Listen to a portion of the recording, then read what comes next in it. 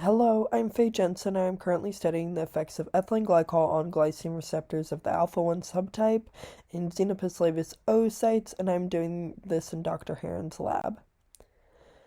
The purpose of my experiment is to determine the effects of ethylene glycol on alpha-1 receptors expressed in Xenopus laevis oocytes, and whether these effects occur in a concentration-dependent manner. First, I'll give a brief introduction. Ethylene glycol is a widespread environmental contaminant due to its use in fracking solution. When ingested, it functions as a central nervous system depressant, though the mechanisms of the central nervous system depression are currently unknown. Because of this, I am studying its effects on glycine receptors. This is because when glycine binds to the two binding domains on glycine receptors, it causes a conformational change in the receptor which allows ion channel pore to open, thereby allowing chloride ion influx into the cell. This chloride ion influx brings a negative charge along with it, which can have a hyperpolarizing effect on the cell and overall causes a decreased likelihood for action potential generation, thereby causing central nervous system depression. In order to do this, I'm using Xenopus laevis oocytes, which are the preferred model system for the study of receptor and ion channel physiology due to their size and membrane durability.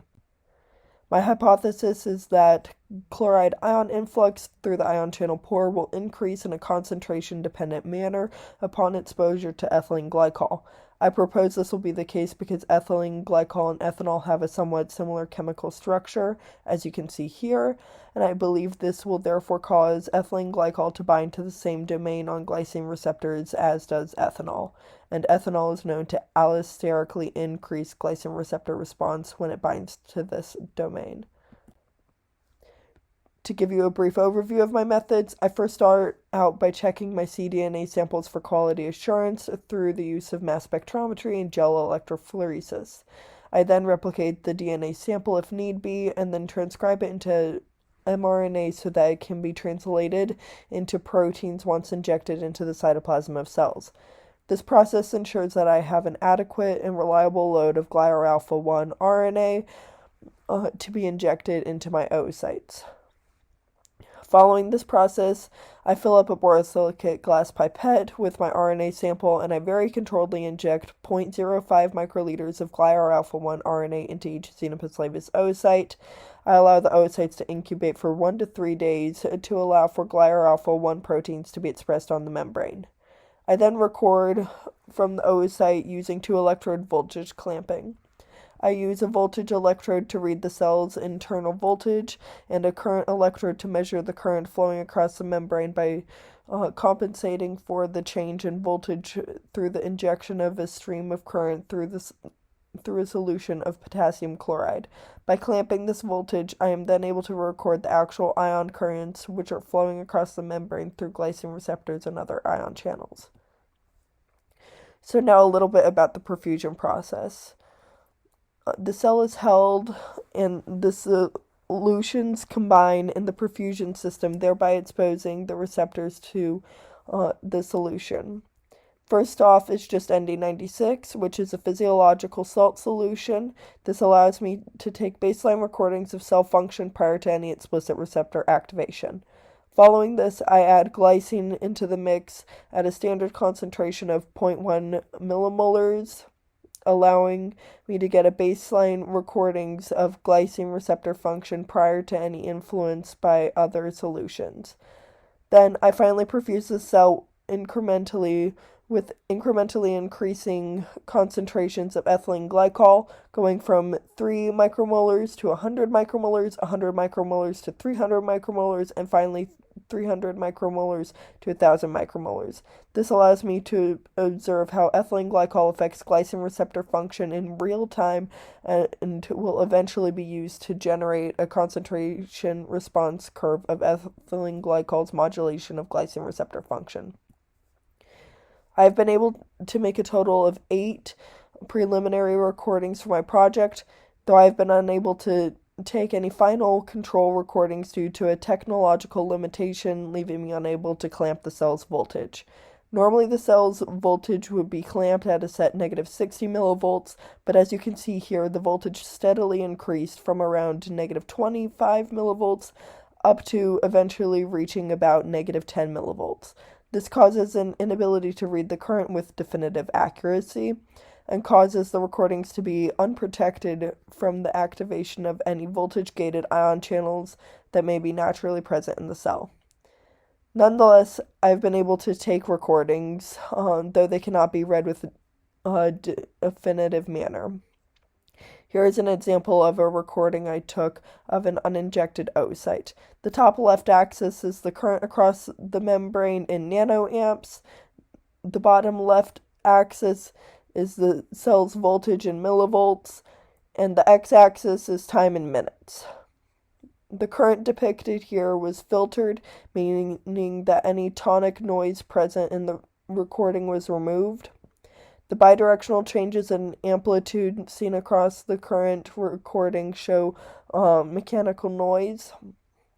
When recording, I noticed bubbles were changing. I noticed bubbles while changing the solution being perfused, and this is likely the cause of this motion-induced noise. Going along the recording from left to right, you can see I added tags to indicate changes in the solution being perfused over the cell. The first solution I perfused was the basic physiological saline, ND96, resulting in no changes in current as expected. The second solution was a solution of ND96 with 1 millimolars of glycine added to it. Because the cells were uninjected and therefore not expressing glycine receptors, the addition of glycine did not elicit changes in the cell membrane. This is because without glycine receptors, there were no ion channel pores to be opened and therefore no change in current across the membrane.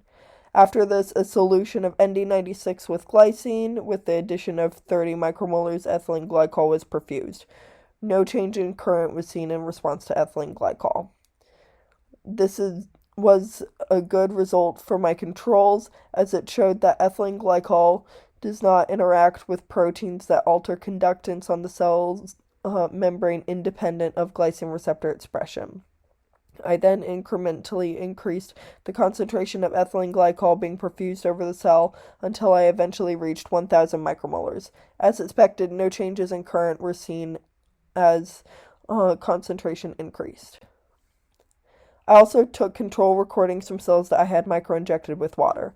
This was done in order to obtain a baseline for my skill in microinjecting, as well as to ensure that cells were able to properly heal during incubation.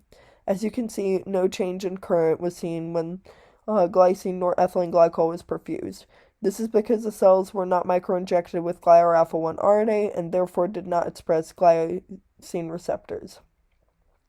It was good to see that the cell did not experience a change in current between solutions, meaning that the cell was able to properly heal and therefore no continuity was between the extracellular fluid and the cell's contents. It is currently understood how ethylene glycol results in renal failure, though it is still unknown how ethylene glycol results in central nervous system depression, as my project is helping to decipher. Ethylene glycol is first broken down by alcohol dehydrogenase, the same enzyme that breaks down ethanol. When ethanol is broken down by the enzyme, it is then converted into acetaldehyde, which can be broken down into its relatively harmless constituents. When ethylene glycol is broken down, though, it is converted into glycolaldehyde, which is then broken down into glycolic acid, glyoxylic acid, and then alpha-hydroxy-beta, ketoadipic acid, oxalic acid, and glycine. It is important to note that because glycine does not cross the blood-brain barrier, this is by no means an indirect mechanism of central nervous system depression caused by ethylene glycol ingestion. This oxalic acid, though, is going to interact with calcium in the liver to cause the formation of calcium oxalate. The calcium oxalate is then going to cause renal tubular necrosis, and the calcium absorbed through its synthesis is going to cause hypocalcemia in the liver. As you can see here, the mechanism by which ethylene glycol results in central nervous system depression is yet unknown. My project will address this gap and potentially elucidate one of the mechanisms by which central nervous system depression is seen in patients. Here are my references. And so finally, I would like to give a big thanks to Dr. Heron for her continuous support and mentorship throughout this project, and I would also like to thank the Oscar program for providing me funding in the form of a URSP grant. Thank you.